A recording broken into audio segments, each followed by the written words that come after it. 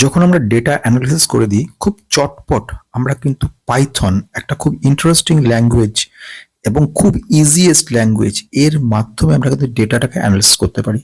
এখন কোশ্চেন আসছে, এক নাম্বার এই ডেটা অ্যানালিসিসটা কিসে কাজে লাগছে, নাম্বার টু হচ্ছে পাইথনের এখানে ভূমিকা কি রয়েছে, তিন নাম্বার হচ্ছে এর মাধ্যমে কত চটপট আমরা একটা কনক্লুশনে আসতে পারি কোনো একটা স্টক নিয়ে, কোনো একটা মার্কেট অ্যানালিসিস নিয়ে। ইভেন আর্টিফিশিয়াল ইন্টেলিজেন্স সেখানেও কিন্তু পাইথনের একটা বড় ভূমিকা রয়েছে। প্রথম কথা হলো ডেটা অ্যানালিসিস কথা হচ্ছে সর্বত্রই ডেটা।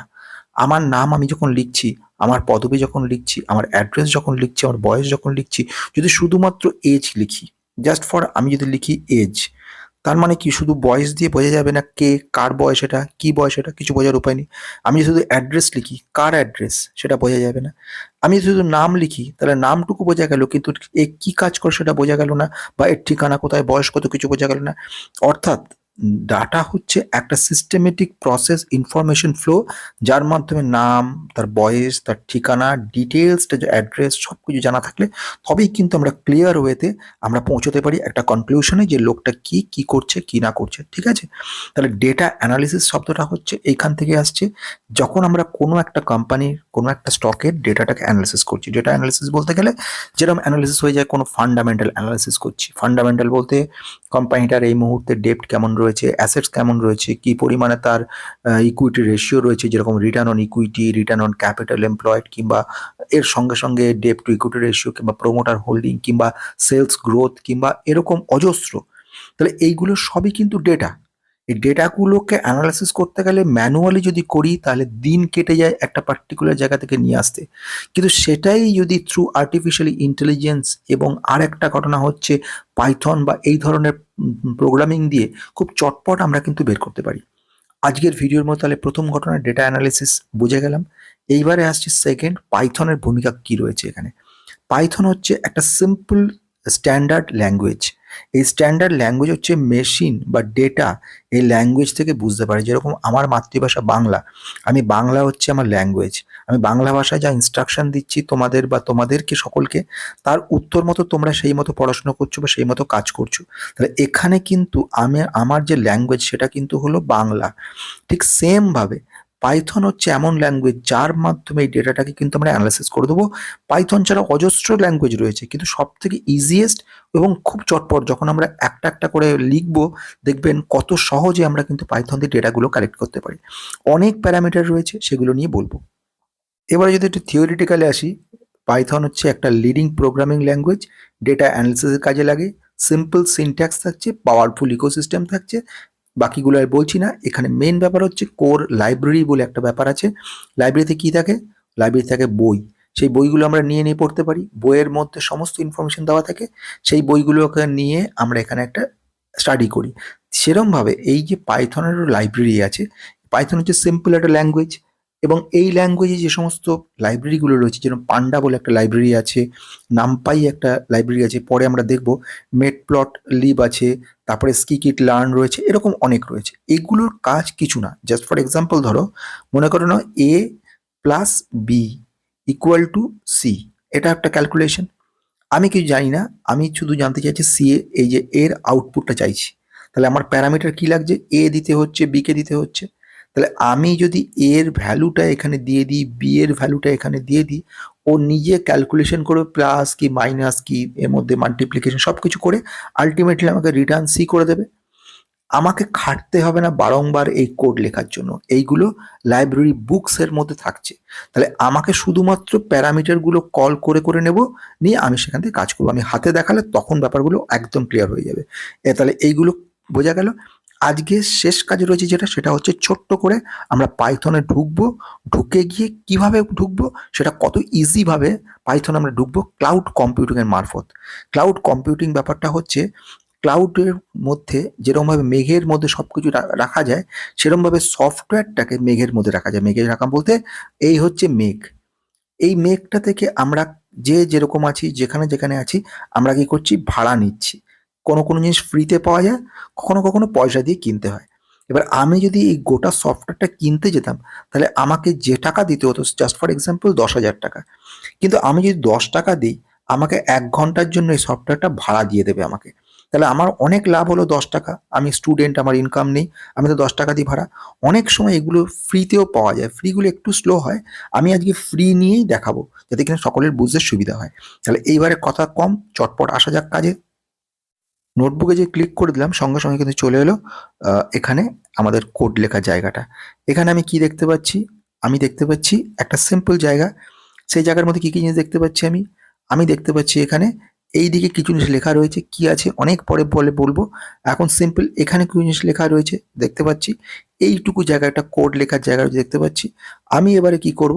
আমি হচ্ছে প্রথম কাজ, এই যে জায়গাটা দেখতে পাওয়া যাচ্ছে, এখানে আমরা কি করছি? একটা কোড কিছু লেখার জন্য। আর কোডটাকে যখন রান করব তখন আমি কোত্থেকে রান করছি? এইখানে যে সাইনটা দেওয়া আছে এটা থেকে রান করছি। এখন শুধু এইটুকুই বোঝা, আর বেশি দরকার নেই। এইবারে আমি এখানে একটা জিনিস ছোট্ট করে বলবো, সেটা হচ্ছে এখানে এটার মধ্যে আমি লাইব্রেরির কথা বলেছিলাম, তাহলে এখানে লাইব্রেরি দেখাতে পারি। এখানে লক্ষ্য রাখো যে জিনিসটা যে আমি বলতে চলেছি সেটা হচ্ছে এর মধ্যে আমি ছোট ছোট জিনিস বলতেছি। প্রথম যে আমি কোডটা দেবো সেটা হচ্ছে হ্যালো ওয়ার্ল্ড বলবে, একদম প্রিলিমিনারি লেভেলে হ্যালো ওয়ার্ল্ড। তাহলে আমি সেটা কি করে বুঝবো? সেটা করার জন্য আমাকে প্রথম কাজ করতে হবে, সেটা হচ্ছে print option. Simple print, PRINT, print লিখে দিলাম। দেওয়ার পরে আমি এখানে ফার্স্ট ব্র্যাকেট দিচ্ছি, প্রিন্ট হয়ে গেল।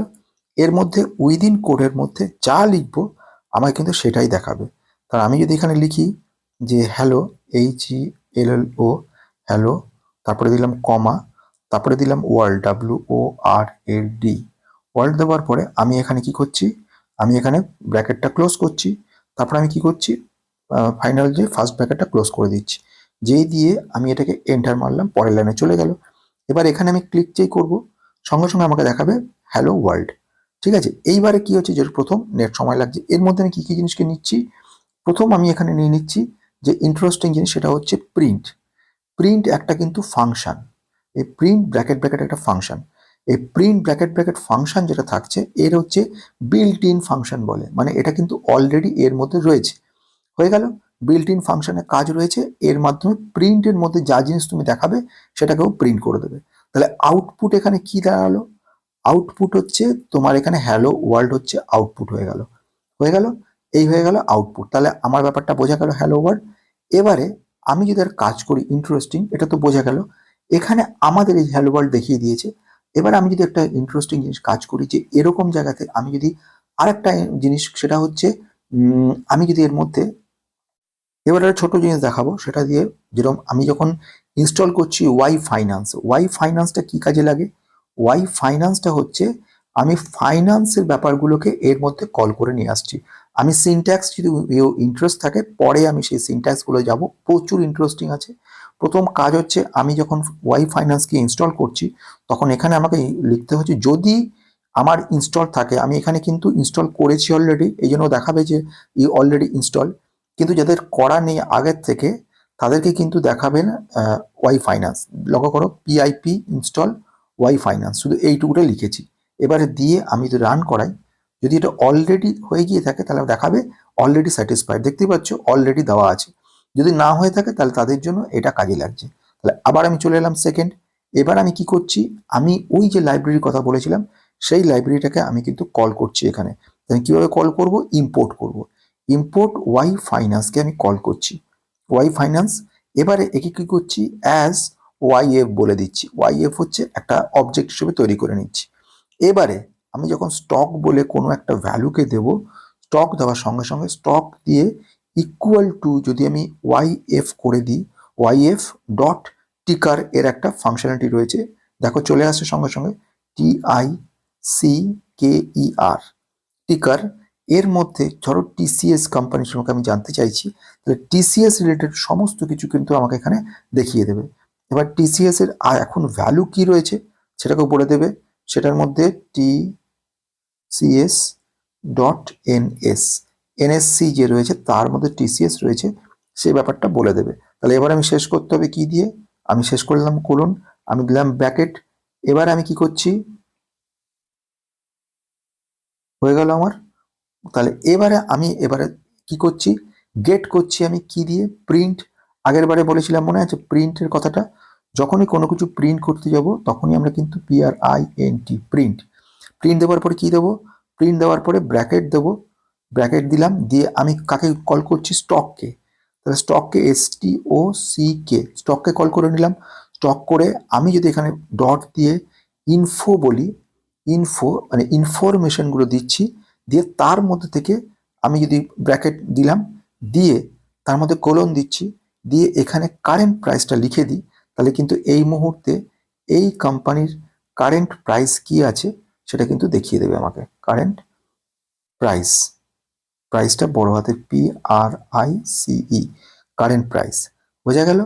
এবার আমি কি করছি, শেষ করছি কি দিয়ে, 1 নম্বর শেষ হলো আমার কারেন্ট প্রাইস লেখা। সেকেন্ড কাজ কি করছি, থার্ড ব্র্যাকেট দিলাম, তারপরে কি করছি, ফার্স্ট ব্র্যাকেট দিলাম, তাহলে কারেন্ট প্রাইস হয়ে গেল। এবার আমি এন্টার মারলাম। এবারে কি কি আসছে, এরপরে আমি রান করে দিতে পারলাম, ভ্যালু দেখিয়ে দিয়েছে 2539 টাকা 80 পয়সা। তাহলে এইভাবে কিন্তু আমরা সব সময়তে যে কোনো জায়গা থেকে ভ্যালু নিতে পারি। এখন এটা দেখে এরকম TCS লেখা রয়েছে, সেরকমভাবে ইচ্ছা করলে আমরা কিন্তু রিলায়েন্স নিতে পারি, ইনফোসিস নিতে পারি, যে কোনো ভ্যালু নিতে পারি। এটা দেখে খুব ছোট্ট একটা এক্সাম্পল দিয়ে, একটা প্রিলিমিনারি লেভেলে। আমরা যদি এর পরবর্তীকালে এই ল্যাঙ্গুয়েজের ওপরে অনেক কিছু জানার ইচ্ছা থাকে, তাহলে অবশ্য কমেন্ট বক্সে লিখে দেবে, সেখানে কিন্তু আমি এটা নিয়ে এগোবো। কিন্তু যেটা মূল বক্তব্য আমাদের, সেটা হচ্ছে ডেটা। ডেটাটাকে নিয়ে আমাদের কাজ। ডেটা হচ্ছে মেইন বক্সে থাকছে ডেটা। এবার ডেটাটাকে আমরা অ্যাক্সেস করছি বিভিন্নভাবে, এবং অ্যাক্সেস করার পরে যে রেজাল্ট আসছে, সেই রেজাল্টটাকে আমরা প্রোগ্রামিং দিয়ে বের করে আলটিমেটলি ডেটা নিয়ে আসতে পারছি। কোনটা ভালো, একাধিক কোম্পানির স্টক অ্যানালিসিস করা, কোনো কোম্পানির ডিটেলস অ্যানালিসিস করা, return on equity, return on capital employed, cash flow details, সমস্ত কিছু কিন্তু ডেটার মারফত করা সম্ভব। আলটিমেট গোল হচ্ছে আমাদের একটা ভালো কোম্পানিকে বেছে নেওয়া, যার ফান্ডামেন্টাল স্ট্রং, যার টেকনিক্যাল স্ট্রং, যেটা নেওয়ার পরে ভবিষ্যতে গিয়ে আমাদের একটা ভালো রিটার্ন পেতে পারি। আজকের মতো শেষ।